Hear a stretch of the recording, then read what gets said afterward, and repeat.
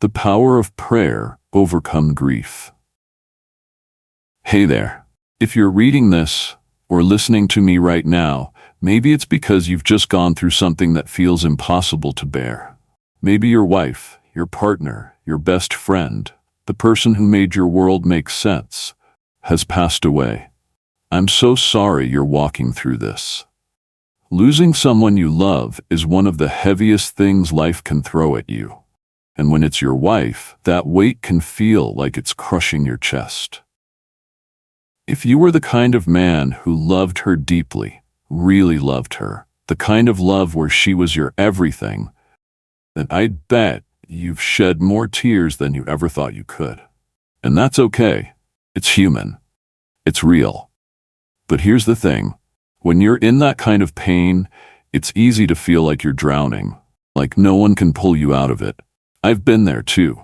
Not losing a wife, but losing someone I loved more than words can say.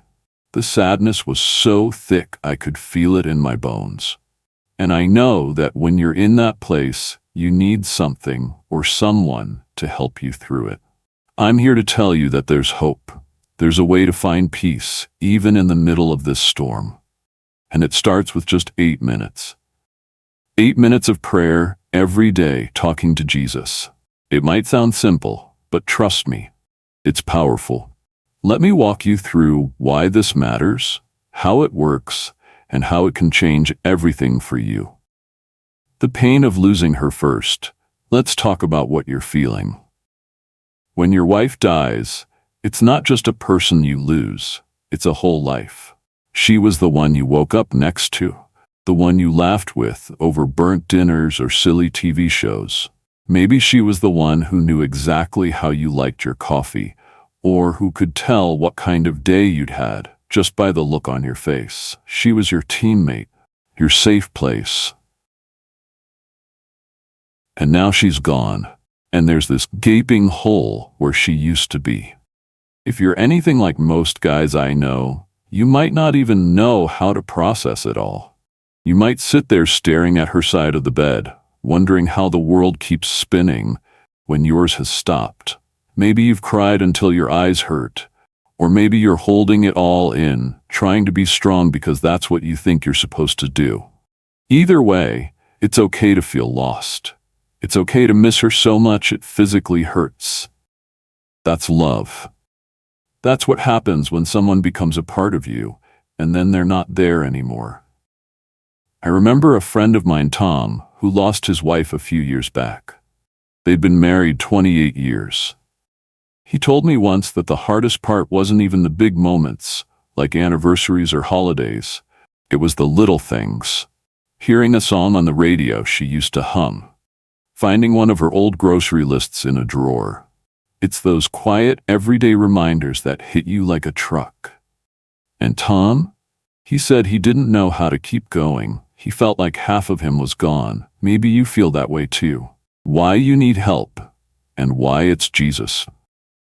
Here's the truth. You can't carry this alone. No one can. Sure, you might have friends or family checking in, bringing you casseroles, telling you they're there for you. And that's great. It really is. But there's a kind of pain that goes deeper than what even the best people in your life can touch. It's the kind that keeps you up at night, asking questions like, why her? Why now? How am I supposed to do this without her? That's where Jesus comes in. Now, I'm not here to preach at you or make this feel like a Sunday school lesson. I'm just a regular person who's seen what happens when you let him into the mess. Jesus isn't some far-off idea or a guy in a stained glass window. He's real. He's someone who gets it. He's been through loss, pain, and grief himself, and he's ready to sit with you in yours. All he asks is a little time. 8 minutes. That's it. Why 8 minutes? Well, it's not some magic number I pulled out of a hat. It's just enough time to slow down, to breathe, to say what's on your heart. It's short enough that you can fit it into your day, even when you're exhausted or don't feel like it, but long enough to let something real happen. Think about it. You spend 8 minutes scrolling through your phone, waiting for coffee to brew, or sitting in traffic. What if you took that time and gave it to something that could actually lift you up? What prayer looks like. So, what do you do in those 8 minutes? It's not complicated. You don't need fancy words or a theology degree. You just talk to Jesus like you'd talk to a friend. Find a quiet spot, maybe your kitchen table, your car, or even her favorite chair if you're feeling brave. Close your eyes if you want, or keep them open, and then just start. Tell him how you're feeling. Be honest. If you're mad that she's gone, say it. If you're scared about what's next, tell him that too. If all you can do is cry and say her name, that's enough. There's no script. You might say something like, "Jesus, I don't know how to do this. I miss her so much it hurts. I need help. Please show me how to keep going." Or maybe you just sit there in silence, letting him be with you. That's prayer too. Here's an example from my own life. A while back I was going through a rough patch. Not a loss like yours, but a time when I felt like everything was falling apart. I started taking a few minutes every morning to pray. At first it felt awkward. I didn't know what to say, and I wasn't even sure anyone was listening. But I kept at it. I'd sit there with my coffee and just talk about my fears, my frustrations, even the dumb stuff like how I burned my toast again. And over time, something shifted. I started feeling lighter. Not fixed, not perfect, but like I wasn't alone in it anymore. That's what I want for you. The power you'll find now. I can't promise that 8 minutes a day will take all the pain away. Grief doesn't work like that. It's a journey, not a light switch.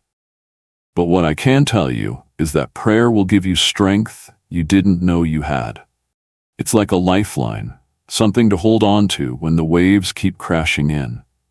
Jesus doesn't just listen, he helps. He meets you right where you are and starts working in ways you might not even see at first. Think about Tom again. After his wife passed, he was a wreck for months. But one day, he told me he'd started praying. Not because he was super religious, but because he didn't know what else to do. He'd sit on his back porch every evening, just him and his thoughts, talking to Jesus. At first, it was mostly tears. But little by little, he started noticing things. A sense of calm he hadn't felt in forever. A memory of his wife that made him smile instead of cry. He said it was like Jesus was sitting there with him, helping him carry it. And over time, he found a way to live again. Not to forget her, but to honor her by keeping going. That's what prayer can do for you. It's not about erasing the sadness, it's about finding peace in the middle of it. It's about knowing you're not alone, even when the house is quiet and her laughter isn't there anymore. Jesus promises to be with you, to give you rest when you're weary, to carry the load when it's too much. And 8 minutes is all it takes to start letting him in. A deeper connection. Here's something else I've learned. Prayer isn't just about asking for help. It's about building a relationship. When you talk to Jesus every day, even for just 8 minutes, you start to know him. Not as some distant figure, but as a friend who's walking this road with you. And that changes things.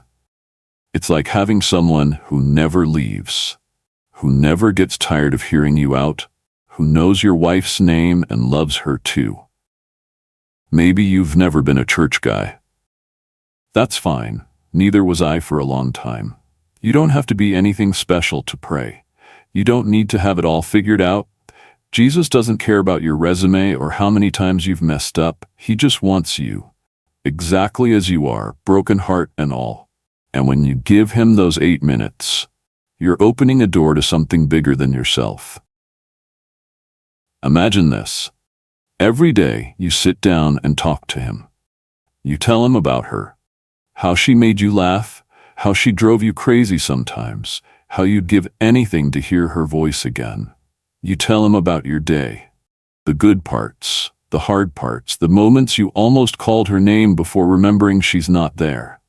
And as you keep doing it, you start to feel him there. Not in some dramatic movie magic way, but in a quiet, steady presence that says, "I've got you." practical tips to start with. If you're ready to try this, and I hope you are, here's how to make it easy. Pick a time that works for you. Maybe it's first thing in the morning, before the world gets loud, or maybe it's at night when the house is still and you're alone with your thoughts. Set a timer for 8 minutes if it helps. Just don't stress about it. The point isn't perfection, it's showing up. Find a spot that feels right. It could be somewhere she loved, a park bench, her garden, wherever her spirit feels close. Bring something if you want. A photo of her, her favorite scarf, anything that keeps her near. And then just start talking. If words don't come, that's okay. Sit there and let your heart do the talking. Jesus hears that too. Don't worry if it feels weird at first, it might. Anything new does. But stick with it for a week, just 7 days, and see what happens. I bet you'll start to feel a difference.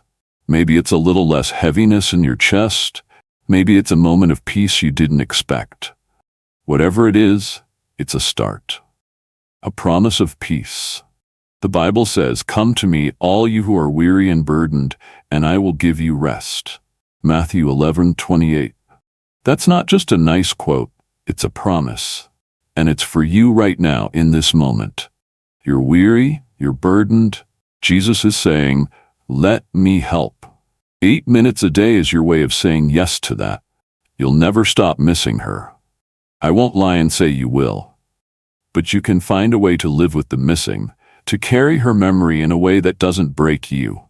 Prayer won't bring her back, but it will bring you closer to the one who's holding her now and holding you too. It's a bridge between the hurt and the healing, a lifeline from the dark to the light. So my friend, give it a shot.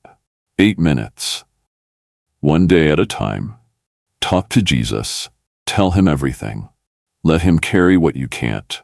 And watch what happens. I believe with all my heart that you'll find strength you didn't know was there. You'll find peace. And maybe, just maybe, you'll feel her smiling down on you, knowing you're not alone. After watching, remember to like and subscribe to the channel. I have many good videos to share. Learn to give, and God will give you peace.